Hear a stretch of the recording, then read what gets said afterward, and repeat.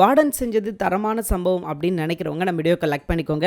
ஆமாங்க, இன்னைக்கு எபிசோட்ல வார்டன் செஞ்சது உண்மையிலே ஒரு தரமான சம்பவம் அப்படின்னு சொல்லலாம். ஏன் அப்படின்னா ஆப்பனண்ட், அதாவது எதிர்த்தரப்பால எதுவுமே சொல்ல முடியல. அவ்வளோ தூரத்துக்கு அவங்களோட ஆர்குமெண்ட் ரொம்பவே நல்லா இருந்தது. அண்ட் அது போக அவங்க சப்மிட் பண்ண ஆதாரமும் பார்த்தீங்கன்னா எல்லாமே பக்காவா இருந்தது அப்படின்னு சொல்லலாம். சரி, இன்னைக்கு எபிசோட்ல பார்த்தீங்கன்னா கோர்ட் சீன்ல தான் ஆரம்பிக்கிறாங்க. கோர்ட்ல ஏற்கனவே ஏசிபிக்கும் நம்ம ஆனந்திக்கும் வந்து பகை இருந்துகிட்டே தான் இருக்குது. அண்ட் இந்த பிரச்சனையில அவர் இன்னும் ஓவரா பேச அப்ப நம்ம வார்டன் என்ன சொல்றாங்க அப்படின்னா, மைண்ட் யுவர் வேர்ட்ஸ், இந்த வார்த்தையை நீங்க யூஸ் பண்ணிருக்க கூடாது, எந்த இடத்துல யூஸ் பண்றோம் அப்படின்ற ஒரு நேர்மையை வேணும் உங்களுக்கு.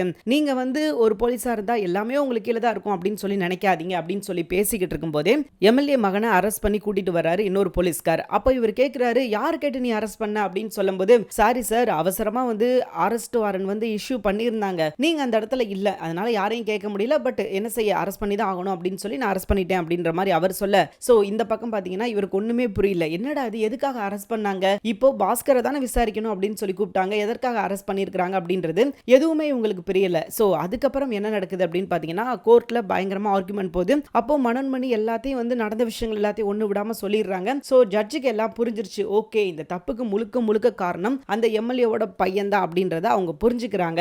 ஏன் அப்படின்னா ஆரம்பத்துல இருந்து நம்ம மனோன்மணி கொடுத்த எவிடன்ஸ் அண்ட் அது போக அவங்க நடந்துகிட்ட விதம் அண்ட் அங்க இன்னொரு லாயர் இருக்கார் இல்லையா இவங்களுக்கு எதிராக, அந்த லாயர் சொன்ன விஷயங்கள் இது எல்லாத்தையும் பார்க்கும்போது முடிவு பண்ணிட்டாரு ஜட்ஜி, ஓகே இவங்க பக்கம் எந்த நியாயமும் கிடையாது, பாஸ்கர் மேல எந்த தப்பும் கிடையாது, இவங்க திட்டம் போட்டு தான் அவரை மாட்டி விட்டுருக்காங்க அப்படின்றத அவர் புரிஞ்சுக்கிட்டாரு. ஆனாலும் ஆதாரம் அப்படின்ற ஒரு விஷயம் வேணும் இல்லையா, சோ அந்த ஆதாரத்தை எல்லாத்தையும் திரட்டி கொடுத்ததுக்கு அப்புறம் தான் அவருக்கு ஒரு உண்மை தெரியுது, வேணுக்கும்னே பிளான் பண்ணி திட்டம் போட்டு இந்த விஷயத்தை பண்ணியிருக்காங்க அப்படின்றத அவர் புரிஞ்சுக்கிறாரு. அண்ட் தீர்ப்பு இன்னும் சொல்லல. இன்னைக்கு எபிசோட்ல பாத்தீங்கன்னா முழுக்க முழுக்க கோர்ட் சீன் மட்டும் தான் போகுது. இந்த பக்கம் அவங்க குற்றச்சாட்டு சொல்றது என்ன, இந்த பக்கம் இவங்க என்ன சொல்றாங்க அப்படின்னா எல்லாமே ஏஐ வீடியோ, எல்லாமே திட்டம் போட்டு இவங்களா ஒரு ஆதாரத்தை கிரியேட் பண்ணி கொண்டு வந்திருக்காங்க அப்படின்ற மாதிரி இந்த பக்கம் இருக்கிற லாயர் எல்லாம் சொல்ல, பட் அதையும் சொல்லிட்டாங்க. வார்டன் என்ன சொல்றாங்க அப்படின்னா, இது ஏஐ அப்படின்னா நீங்க தாராளமா நிரூபிக்கலாம், ஆனா இது நீங்க சொன்னீங்க இல்லையா அந்த கார் போலீஸ் சீஸ் பண்ணி அங்க ஸ்டேஷன்ல இருக்குது அப்படின்னு சொன்னீங்க இல்லையா, அதுல இருந்து எடுத்ததான், நீங்க கிராஸ் செக் கூட பண்ணிக்கோங்க அப்படின்ற மாதிரி எல்லாத்தையும் சொல்லிட்டாங்க.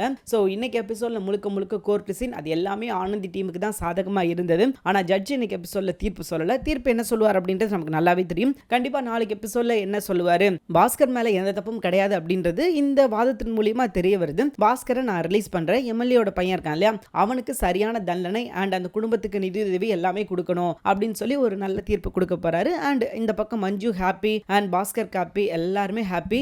அண்ட் அதே மாதிரி இந்த விஷயம் வந்து அவருக்கு தெரிய வரும். ஏன்னா உடனே பாத்தீங்கன்னா அவர் ஜெயில இருந்து ரிலீஸ் பண்ணிட மாட்டாங்க, அதுக்கான ப்ரொசீஜர் எல்லாம் முடிச்சுட்டு அதுக்கப்புறம் தான் ரிலீஸ் பண்ணுவாங்க. ஸோ இந்த விஷயம் அன்புக்கு தெரிய வரும்போது அன்பு ரொம்ப ஹாப்பி. ஏன்னா அன்பு வந்து பாத்தீங்கன்னா என்ன நடக்க போகுது, ஆனந்தி ஒரு விஷயத்துல இறங்கியிருக்கா அப்படின்னா கண்டிப்பா வெற்றி அப்படின்றது அவருக்கு தெரியும். ஆனாலும் சில நேரங்களில் பாத்தீங்கன்னா அவர் சோர்வா தான் இருந்தாரு. பட் ஆனந்தி களத்துல இறங்கி சில விஷயங்கள் பண்ணிக்கிட்டு இருக்கா அப்படின்னு சரி தெரியும் போது தான் அவருக்கு வந்து ஒரு நம்பிக்கை வந்துச்சு. ஸோ பார்க்கலாம் இதுக்கப்புறம் என்ன நடக்குது அப்படின்னு சொல்லி. தேங்க்யூ ஃபார் வாட்சிங். இந்த வீடியோ உங்களுக்கு பிடிச்சிருந்துச்சுன்னா மறக்காம லைக் பண்ணிக்கோங்க. நம்ம சேனலை நீங்க சப்ஸ்கிரைப் பண்ணாம இருந்தீங்கன்னா உடனே சப்ஸ்கிரைப் பண்ணிக்கோங்க. கூடவே பக்கத்தில் இருக்கிற பெல் ஐகானை கிளிக் பண்ணிக்கோங்க. தேங்க்யூ.